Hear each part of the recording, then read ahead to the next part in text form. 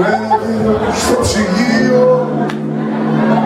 Λιγορικό είναι αυτό, σαλάμι, ψυγείο, ξέρεις, νερό αφημένο και πανικό σύμβολο.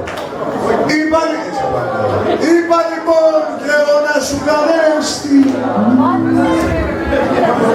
Και πήρα τους μπάτσους αμέσως και τους τηλεφώνησα. Και παγωμένα τους είπα πως δολοφόνησα.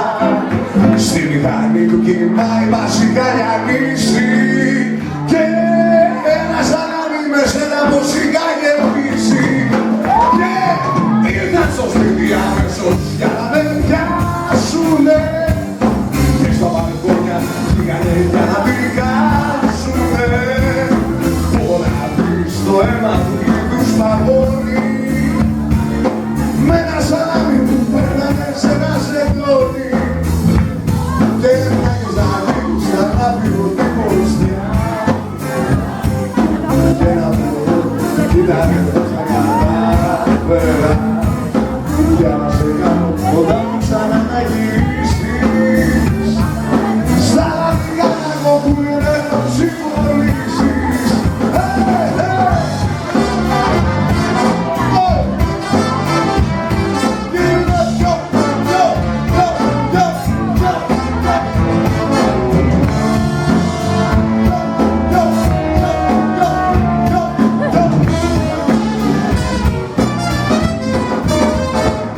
Και πλάκες επίσης γύρικα στην παράσταση.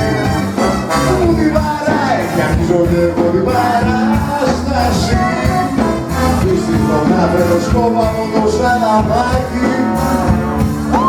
Και τους ρωτάω αν έφυγανε τα ουζάκι. Που ήταν στη στιγμή να θέλουνε να με ριζάρουνε. Και για να πλάκα την κεφαλή να μου φάρουνε. Κάπου εδώ μωρώνοντας πήγανε εδώ. Πρόφυγα υστερώ με βγάζουν και μέσα με χωρούν. Και λέω την αλήθεια και τώρα πια δεν με πιστεύουνε. Δεν είναι